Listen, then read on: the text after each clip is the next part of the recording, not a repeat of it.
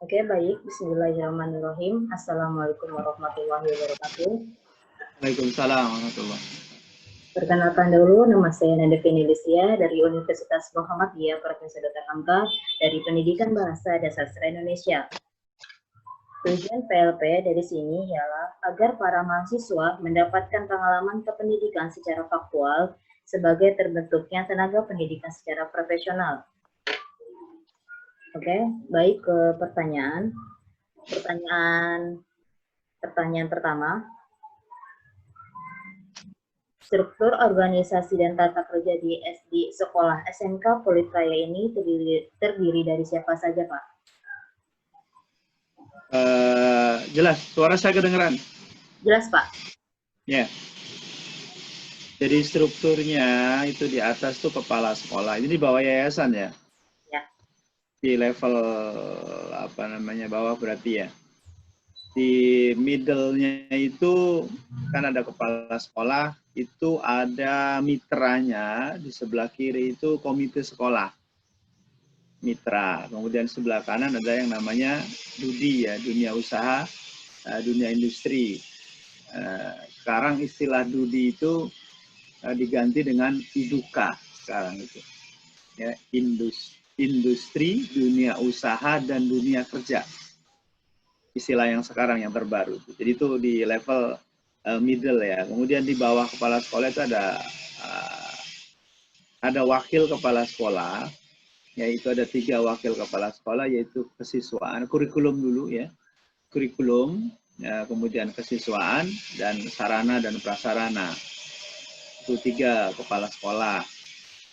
Nah, kemudian di SMK itu ada yang namanya ketua program keahlian atau ketua jurusan. Ini levelnya malah ya hampir sama dengan kepala sekolah, wakil kepala sekolah.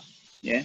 Cuma dia langsung membidangi di jurusannya. Misalkan di jurusannya ada 3 ya, 3 ketua program keahlian atau ketua jurusan. Nah kebetulan di kita kan hanya ada 2 ya untuk OTKP. Ya, OTKP itu otomatisasi tata kelola perkantoran, kemudian yang AKL, akuntansi dan keuangan lembaga. Nah itu ini di middle-nya ya. Nah, kemudian di bawah ya ada di sana ada guru BP, ya, kemudian ada pembina OSIS, kemudian ada pustakawan, nah, kemudian ada laboran. Ya, ada laboran. Nah, laboran ini sesuai dengan laboratorium yang ada.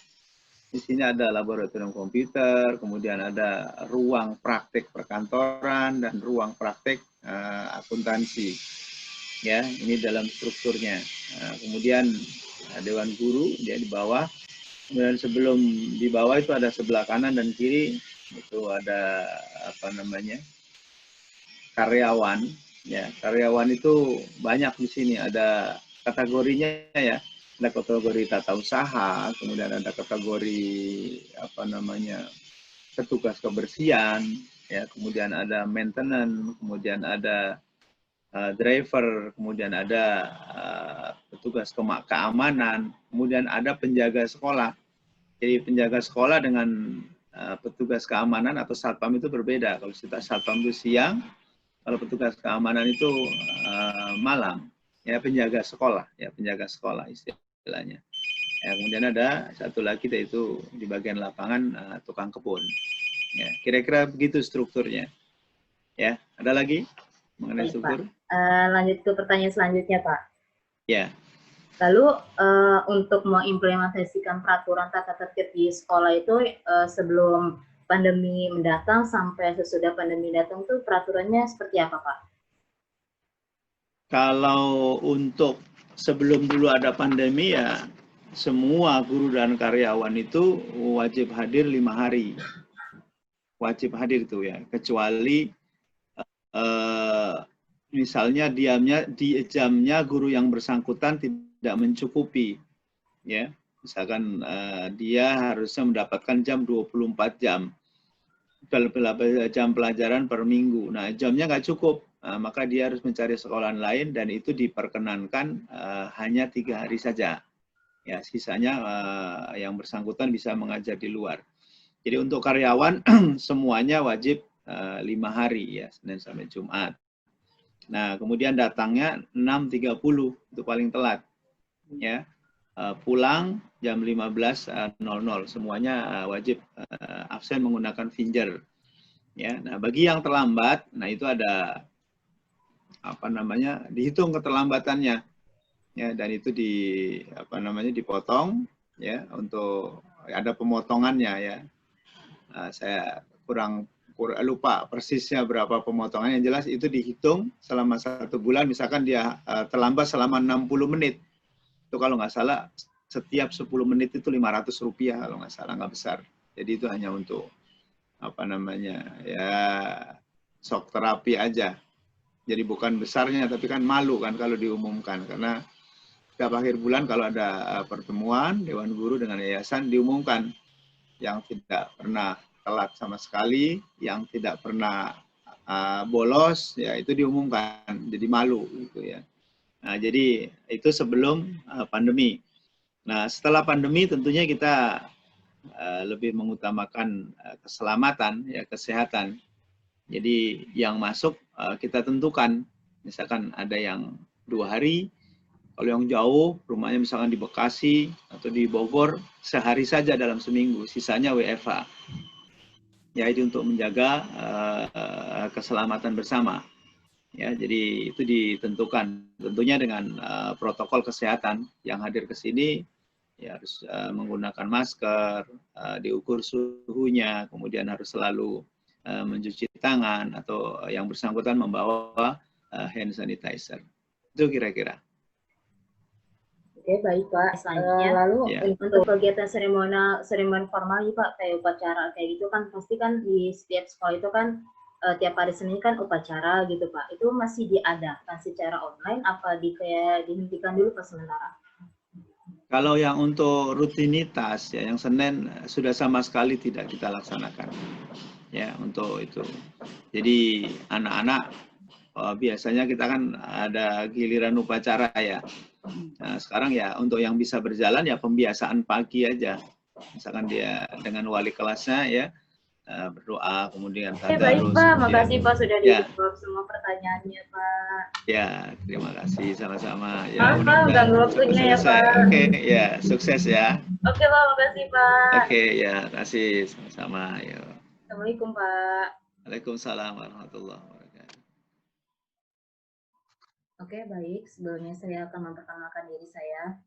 Nama saya Nadia Venilisia dari Prodi Pendidikan Bahasa dan Sastra Indonesia dari Universitas Profesor Dr. Hamka. Tujuan PLP dari sini ialah agar para mahasiswa mendapatkan pengalaman kependidikan secara faktual sebagai wahana terbentuknya tenaga kependidikan yang secara profesional. Sebelumnya, saya akan memberikan pertanyaan kepada Bu Siti Mulyana.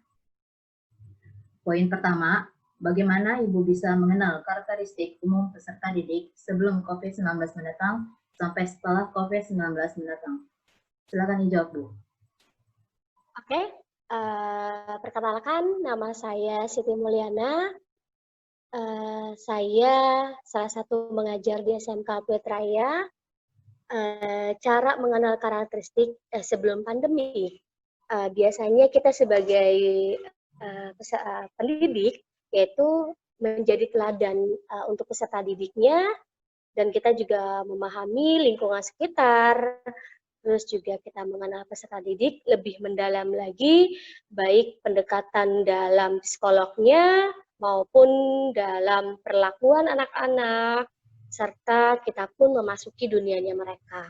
Karena sebelum pandemik itu kita kan bertatap muka dengan anak-anak secara langsung, baik dalam pembelajaran maupun di luar pembelajaran. Tetapi setelah pandemik ini, kita melihat perilaku anak-anak peserta didik dengan akhlaknya, yaitu dengan akhlaknya dalam arti dia tanggung jawabnya, terus juga dia pun berlatih di dalam permasalahannya, terutama permasalahan di mana dia misalnya kayak dia belum mengerjakan tugas atau dia materi yang belum terselesaikan, biasanya kita melihat tanggung jawabnya seperti itu.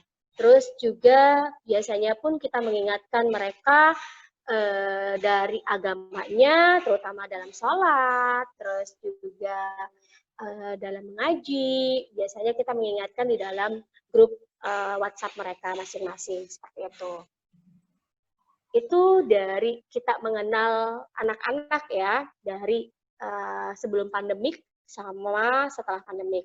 Kayak lebih tepatnya kita tuh lebih kepada sebelum pandemi, karena benar-benar kita melihat tatapan muka langsung, kita bisa mengenal anak itu sendiri, tapi untuk saat ini sulit gitu. Jadi kita hanya melihat dia tanggung jawab mereka, keaktifannya mereka di dalam grupnya masing-masing, seperti itu. Baik, Bu. Lalu untuk poin kedua, langkah awal apa yang akan Ibu lakukan ketika pembelajaran secara online?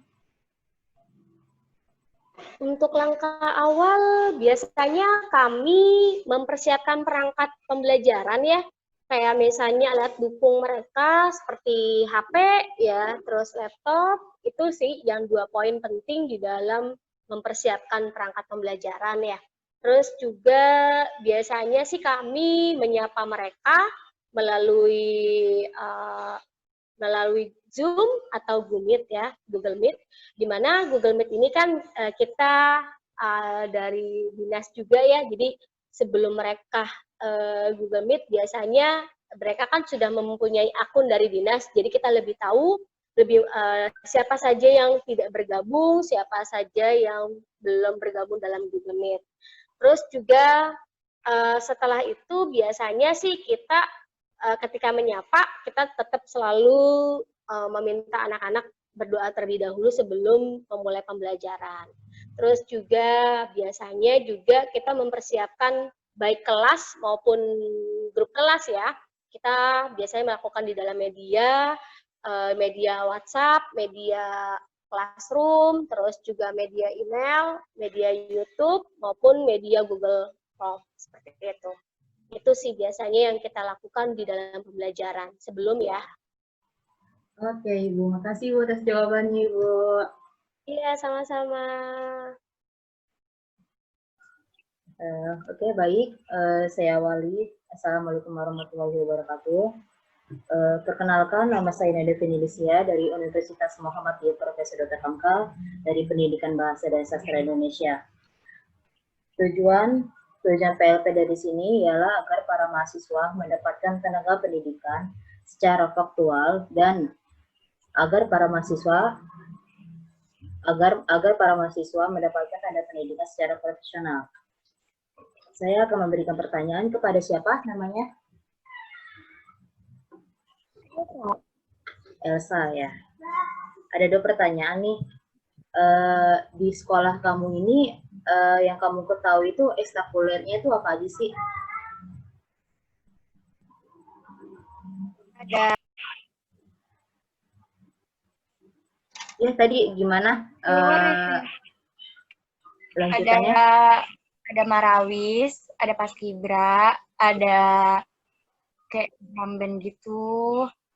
Terus ada silat, ada karate. Itu sih, Kak.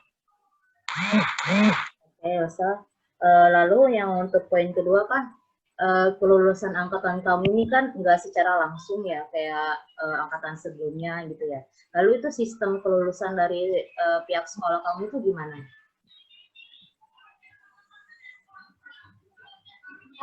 Virtual kok. Jadi di rumah masing-masing ada yang pakai kebaya, boleh. Kebayanya juga udah ditentuin tapi boleh bebas juga ternyata. Terus digabung. Di sekolahnya tetap pakai tetap pakai panggung gitu, Kak. Di sekolah kayak gitu, cuman nggak ada kita-kitanya gitu. Jadi kayak ini ya, kayak sistemnya tuh kayak video call juga, cuman guru-guru aja sama orang-orang sekolah gitu. Jadi kitanya di rumah, jadi foto panggung itu kayak foto panggungnya doang gitu ya? Iya, rame-rame. Terus tetap ada yang ngisi acara gitu, Kak. Oh, tetap ada. Berarti kalau cat 3 jari juga gitu ya? Cap 3 jari tetap ke sekolah kan, cuman per kelas. Oh, per kelas. Oke, makasih atas waktunya. Sama, Ya, makasih ya. Kak.